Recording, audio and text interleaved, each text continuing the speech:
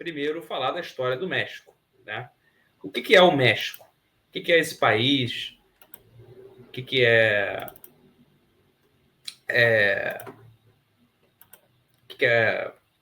fundamental para eles? O que não é fundamental? Como foi a história, etc, etc.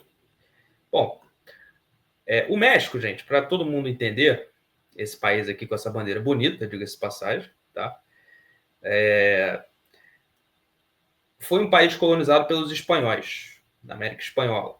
Diferente dos outros países colonizados pela Espanha, o México não foi e não teve a sua independência feita pelo San Martín e nem pelo Simão Bolívar. Aliás, o Simão Bolívar vem esse nome do bolivarianismo, guarda bolivariana, essa coisa toda. É do Simão Bolívar, que foi o grande libertador, entre aspas, e o grande guerreiro da independência dos países da América Latina. Na América do Sul foi o San Martín, Argentina, principalmente. E o México, o processo de independência dele foi diferente. Ele foi feito por um padre, que era o famoso padre Hidalgo, que foi uma pessoa que lutou bastante na Guerra do México, conseguiu sua independência, demorou um pouco para a Espanha reconhecer, mas, posteriormente, graças ao Destino Manifesto dos Estados Unidos e a Grande Marcha para o Oeste, depois da Guerra Civil, o México foi e perdeu boa parte do seu território para os Estados Unidos. Regiões como Califórnia, New México, que tem esse nome por isso, entre outras, o Texas, né? Entre outras regiões, passaram a pertencer. Oi? Utah. Isso, passaram a pertencer aos Estados Unidos. E essa questão de fronteira vem desde essa época, porque nesse período da marcha para o oeste, os Estados Unidos mataram principalmente muitos mexicanos, mas, quer dizer, cidadãos, né, que viviam no Grande México na época, mas principalmente muitos índios, muitos indígenas, enfim. E essa marcha para o oeste, gente, o nome de Velho Oeste, né, aqueles filmes, né, de cowboys lutando, enfim, tudo isso vem desse período, né? E o México passou por um período extremamente conturbado, sabe? Ele, para você ter ideia, ali no século XIX, que é onde aconteceu isso, ele teve 50 presidentes diferentes em espaço de 30 anos. 50 presidentes diferentes, sabe?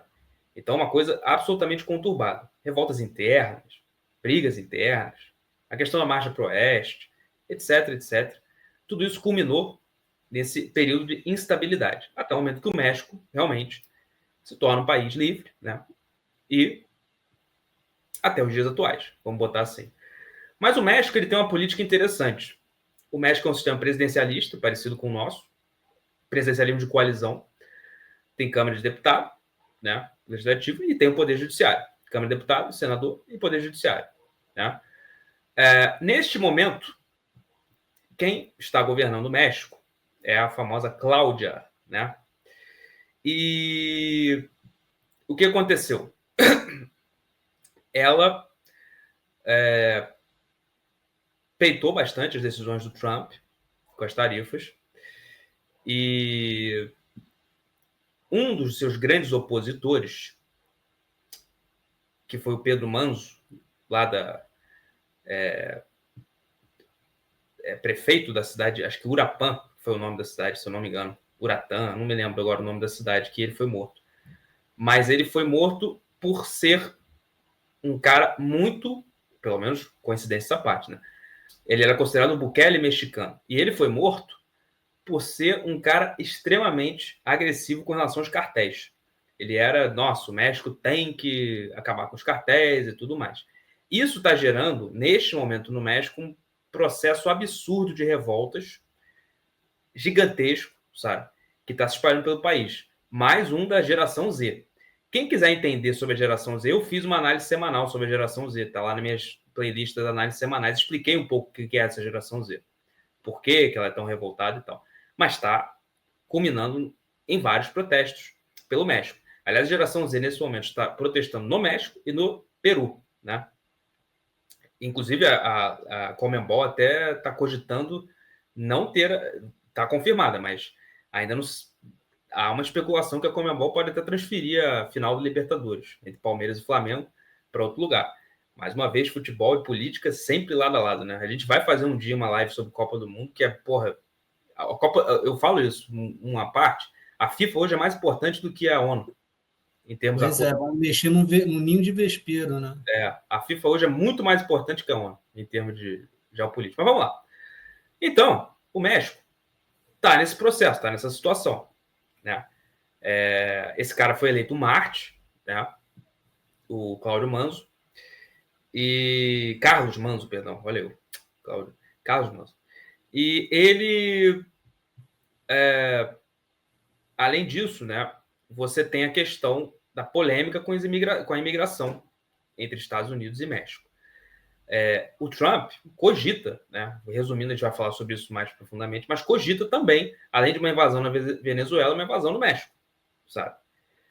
E eu te pergunto, Gabs, fazendo esse resumo da história do México, etc, etc, como você avalia a situação? O que você tem a acrescentar aí?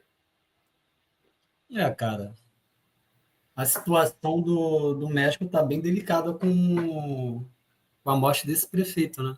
Eu tenho acompanhado o Twitter, está tendo um levante bem interessante no México. E é interessante também essa geração Z, está tendo mais manifestações aí de derrubada de governo, etc., lá na Ásia, né? O caldeirão está esquentando por lá também. Eu vou só mostrar uma coisa interessante aqui, que eu nunca fiz. Vou mostrar uma coisa interessante que eu nunca fiz. Vou tirar essa bandeira do México, e que eu acho interessante, que eu estava falando sobre o Destino Manifesto, que fez os Estados Unidos fazer a marcha para o oeste. E tem um quadro muito interessante sobre isso, olha só. Que retrata bem essa marcha para o oeste. O que é o Destino Manifesto? É a ideia dos Estados Unidos, da Constituição Americana, que a América é para os americanos, nada de europeus, né? E sob essa justificativa eu tenho o direito de tomar territórios, etc, enfim. Mas olha que interessante, né, cara? Esse quadro, né? Mostra muito bem interessante. a situação. Do John Gale, sabe? No século XIX. John Gale. John Gale. Gale. Mas, e aí, continue, pode falar. Aproveitando aí essa deixa, né, de história, eu quero também trazer um fato interessante, histórico do México, que é sobre a Guerra Cristeira, né? Vou trazer aqui. Eu vi aqui. É muito interessante porque é pouco falado. E a Guerra Cristeira, o que foi? Ela foi uma revolta dos cristãos contra o Estado, né?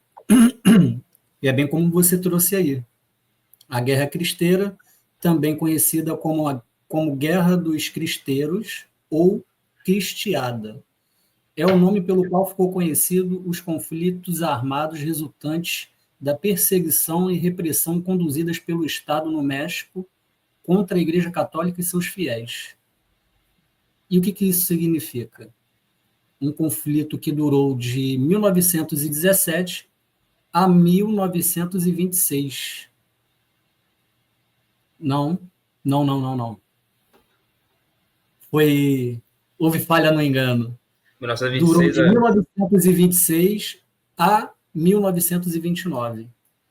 E, cara, foi muito intenso esse período dessa guerra cristeira, porque muitos religiosos foram mortos. Inclusive, vou passar aqui para você uma foto, umas 2 fotos que eu captei, e para você jogar aí para a live. Só vou botar aqui, peraí. Joguei aí para você. E o que acontece?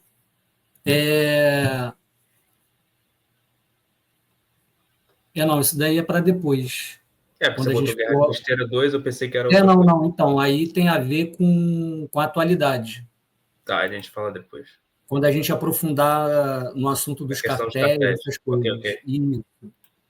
E essa guerra cristã, ela executou muita gente. Fiéis, padres, bispos e, inclusive, crianças. a qual como conhecemos como os coroinhas.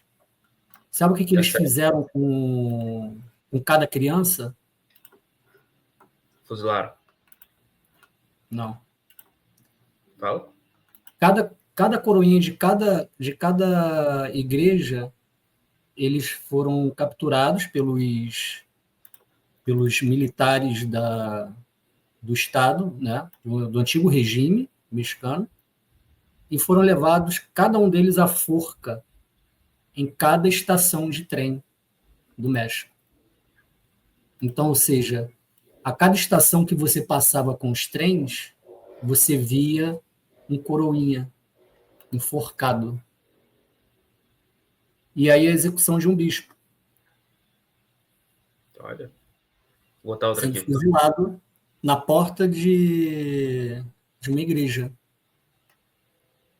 Vou botar outra aqui. Esse é o Padre Miguel. Aí ele está ajoelhado, ele fez uma prece e logo em seguida ele foi executado. Isso que está atrás, né? Você pode ver aí como se fosse um tiro ao alvo, é onde os fuzilados eram agrupados para poder ficar exatamente do jeito que está esse molde aí de humano. Então os fuzilados se juntavam a ele e daí os militares apertavam o gatilho. Mais uma. Aí, ó, os fuzilados. Isso, esses daí são os fiéis. E como eu falei, né, os moldes, para as pessoas ficarem exatamente na direção do molde para poder ser fuzilado. É interessante que a igreja e o cristianismo no México, ele tem uma interpretação bem diferente, assim, bem original em relação ao cristianismo brasileiro, né, o americano, porque os católicos, né, eles são bem... Se bem que aqui teve também, mas pouco, né, mas os católicos são bem, no caso, bem menos, né? Os católicos são bem ativos e revolucionários, o caso do Padre Hidalgo, que foi o grande responsável pela independência do México. E, cara, eu tentei correr atrás, inclusive, de um discurso do Papa da época. Eu não consegui achar. Eu vi há uns anos atrás, bem duro. Bem duro. E, décadas depois... Mas o que ele falava, basicamente? Oi? Ele falava contra o quê? O Papa? Ele enaltecendo os guerreiros, né? Que agiram contra o Estado. Entendi. E décadas depois, o Papa João Paulo II, quando ele visitou o México, ele levantou essa questão, ele lembrou, na verdade, né, que os mexicanos, décadas atrás, lutaram para professar a sua fé.